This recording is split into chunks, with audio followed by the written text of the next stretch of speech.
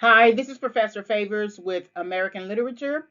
So today's lesson is on Walt Whitman's Song of Myself, and we are only going to look at stanzas 1 to 20. So make sure to have your document out. You can access it online.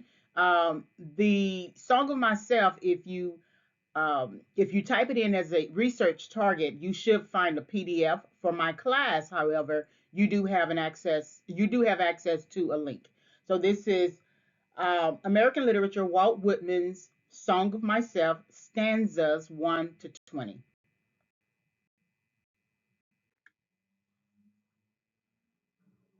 So this lesson is subject to fair use because I am including the 20 stanzas within this presentation, but it is for teaching purposes. So um, there are also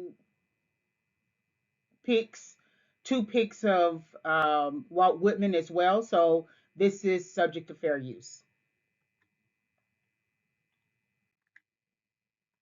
All right, so let's look at Walt Whitman. His date ranges 1819 to 1892. And so here's a picture of him. And I'm just going to read this slide and the next slide. The second of 9 children and born in 1819 to a Long Island farmer and carpenter, Walt Whitman is both the journeyman poet of Americanness and its champion. A journalist and newspaper editor throughout his life, Whitman worked as a law clerk, a school teacher, a printer, a civil servant, and a hospital aide, but he was always writing. From his teenage years until his death, his byline was on constant view. Contemporary reports suggest that Whitman was an industrious worker, but that he was often accused of idleness because his habit of long midday walks contrasted sharply with 19th century attitudes toward work. In Song of Myself, Whitman addressed these critics directly by writing, I loaf and invite my soul. I lean and loaf at my ease, observing a spear of summer grass. So the purpose of us only looking at 1 through 20, even though 21 through 52 might have the answer that we need. The only reason why we want to look at only 1 through 20 for Song of Myself is this idea here where Whitman is addressing his critics. He is being accused of idleness. He's being accused of idleness. Song of Myself is him addressing the critics. They're saying in a time of change, in a time of industry, in a time of work is important to us. 19th century attitudes towards work. He is being idle.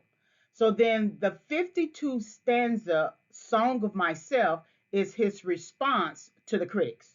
And that's why we're only going to look at 1 through 20 because 1 through 20 really gives us what we need. Okay. So when you are reading the 20 stanzas, Song of Myself, understand that everything that he is saying, line by line, stanza by stanza, is in a response to the critics who say he's idle within the context of 19th century attitudes toward work.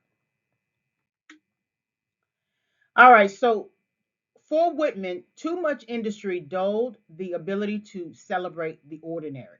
In the preface to the first edition of Leaves of Grass in 1855, Whitman expounds on his love for the common. Other states indicate themselves in their deputies, but the genius of the United States is not best or most in its executives or legislators, nor in its ambassadors or authors or colleges or churches or parlors, nor even in its newspapers or inventors, but always most in the common people. Whitman's love for the common people that he encountered and observed in the urban centers of the North is expressed in all his poetry. If his British contemporary Alfred Lord Tennyson is the national poet of mourning, then Whitman is the national poet of celebration. So, what you see here with Whitman, too much industry, too much industry dulled the ability to celebrate the ordinary. Every day there is a ordinary experience. And what he's suggesting here that all of these people who are about industry, and call it genius, right? So these are the folks who are business executives. These are the folks who are state, federal legislators. These are some of the people who are ambassadors, authors, colleges, churches, parlors, even newspapers or inventors. These are the people who are so busy with industry, and there's nothing wrong with industry in a sense that you still need to put your hands to work. But he was saying that people spent too much time in industry to the point that they missed the commonness of people, everyday ordinary living. And so again, Song of Myself is a response to the critics that you are spending too much time in industry. You're not celebrating the ordinary. You're calling yourself genius because of all these different categories, right? It's like a person listing all of their accomplishments on their resume. You do this, you do this, you do this, but there's some aspect of your life that you are missing out on. And that's what he wants to call attention to.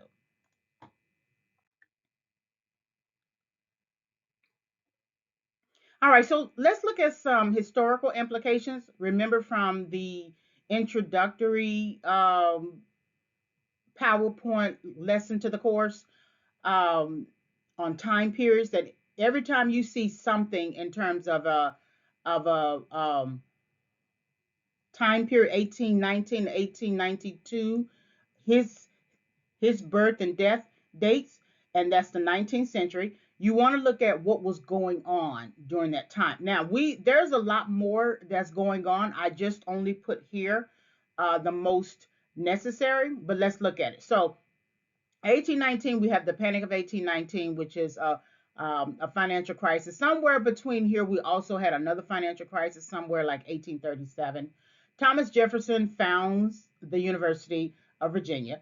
So then we have different states becoming states, or different territories becoming states. So Maine and Missouri becoming a state. Florida becomes a U.S. territory. We also have Thomas Jefferson and John Adams, the presidents, dying on the same day, and then Andrew Jackson becoming president. We have Nat Turner's revolt, also slavery debates. We have Oberlin College beginning enrolling female students. This is a change in the dynamic of all men being able to go to college, right? And many of the institutions having to create uh, separate institutions for women, separate institutions for Black Americans. And so you're going to see this again in your final paper for this course on single sex colleges. And the title of that is Are Single Sex Colleges Obsolete?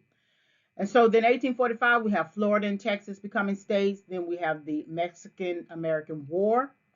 What is interesting here is 1857 is kind of like a current issue that's going on today. But this was Dred Scott v. Sanford, and he sued based on the idea that he was free from slavery. And so slaves and blacks, um, the conclusion of the suit, the judge's decision, slaves and blacks descended from slaves were not American citizens and cannot sue. So then later we ended up having Emancipation Proclamation, which freed the slaves, Reconstruction era, assassination of President Abraham Lincoln. Then the 13th Amendment abolished slavery. The 14th Amendment granted citizenship and equal protection under the law, meaning that we're not necessarily equal. It's a citizenship amendment, but it basically means that it's equal application of the law. So if men can go to college, women can go to college. If white people can go to college, black people can go to college. So it's equal application of the law. So now this is the industry aspect of um, Whitman's critique. 1865 to 1913, these were two major industrial revolutions. Then there was a global transition towards manufacturing, technological improvements, rapid economic growth in these areas here. So during the 19th century, where there's a heavy attitude towards work and industry, within this context here of the 19th century, we have critics who are criticizing Walt Whitman that he's not industrious enough. And so keep this in mind as we go through all the different slides.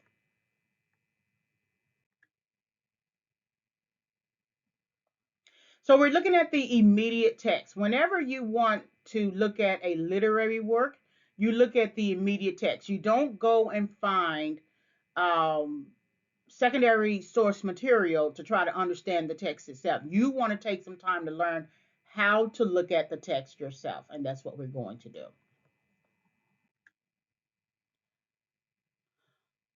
So stanza one, when I was going over this and I read it multiple times, and I looked for key words within a particular line, and then I sort of sum it up using a that key word. So stanza one is about the assumption.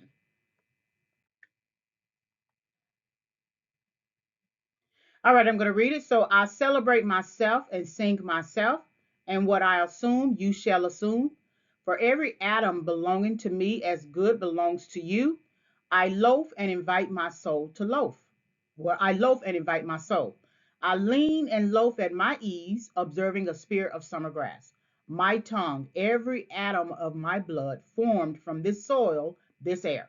Born here of parents, born here of parents, born here from parents the same, and their parents the same. I, now I'm 37 years old, in perfect health begin, hoping to cease not to death. Creeds and schools in abeyance, retiring back a while, sufficed at what they are, but never forgotten. I harbor for good or bad. I permit to speak at every hazard. Nature without check with original energy. So let's look at the first two lines for a minute. I celebrate myself and sing myself, meaning that I think of myself just as highly as anybody else, right? So I want to celebrate myself. I'm part of the common, and I want to take some time to celebrate and sing myself. I, and what I assume, you shall assume. This is based upon the idea that that you're going to base your assumptions on what I assume. So this is me assuming, Walt Whitman assuming, and so whatever assumptions that I outline for you, then you shall assume yourself as well. Meaning that you're not going to create different assumptions based upon your interpretation of my assumption. I'm giving you what my assumption is. So what I assume, you shall assume. For every atom belonging to me as good belongs to you. So not only do I have an atom in my body, so do you, as good belongs to you. We both are the same in our understanding of who we are as a physical person. Um, Atom, I think, is the smallest element of chemistry or something like that. And so, not only do I have chemistry, you also have chemistry. I loaf and invite my soul. Loaf here means to wander, it means to wander aimlessly. And so it is it's to spend time in a lazy, aimless manner. Spend time in a lazy, aimless manner, meaning that I'm making a choice to loaf. Loaf here works like a verb. So then I invite my soul to do the same. So I here is in a first person I verb here. And then I'm also inviting my soul. So then I lean and loaf at my ease. And I'm also taking time to observe a spear of summer grass. Grass is mentioned also throughout the rest of the stanzas. My tongue, every atom of my blood, formed from this soil, this air. So I come from the air. I come from the earth. Born here of parents, born here from parents. So born here of parents. So my parents, Born here from parents the same. My parents have parents, and their parents the same. My parents have parents who also have parents. So now we're talking about generation, right? So um, um, I'm one generation. My parents was a generation. Their parents was a generation. I'm 37. So now he's dating this. He's giving you an age. He's going to give you a contrasting age within the other 20 stanzas. But we know that he's 37 here and he's in perfect health. He's also hoping to cease not until death. So he's not really ready to die just yet. So he in the same way that he wants to loaf and lean and loaf, he wants to do so not to death. When death comes, there would be no need to loaf. Uh, Creeds and schools in abeyance. Abeyance here is a state of temperance, disuse, or suspension. Retiring back a while suffice that what they are, but never forgotten. So even though they are suspended, or it's a state of temperance, or it's in disuse, a school is never forgotten. Creeds that you get from schools, core values, belief systems. Like in a school, you learn the how to school policies, anything, rules, anything like that, they're never forgotten. So even though there is a retiring of them, there is disuse, which means abeyance. They are never forgotten. I harbor for good or bad. I permit to speak at every hazard. So regardless of how I speak, whether it's for good or bad, I'm going to do it at every hazard, at every opportunity. Nature without check with original energy. So nature without check is usually social checks.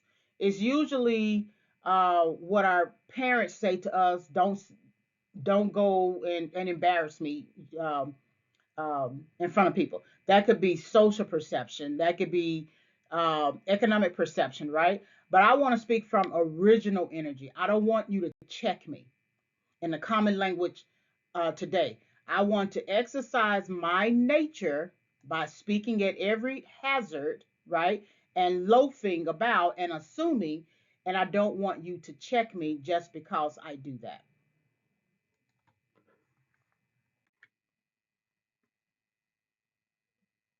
All right, so here's some resources, research archives, and educational information. So Walt Whitman Birthplace Association website, then research archives list of links you can find on that website. Some are good links and some are not. So I added a Walt Whitman archive link here, and then of course the source pit. All right. Thank you very much for listening.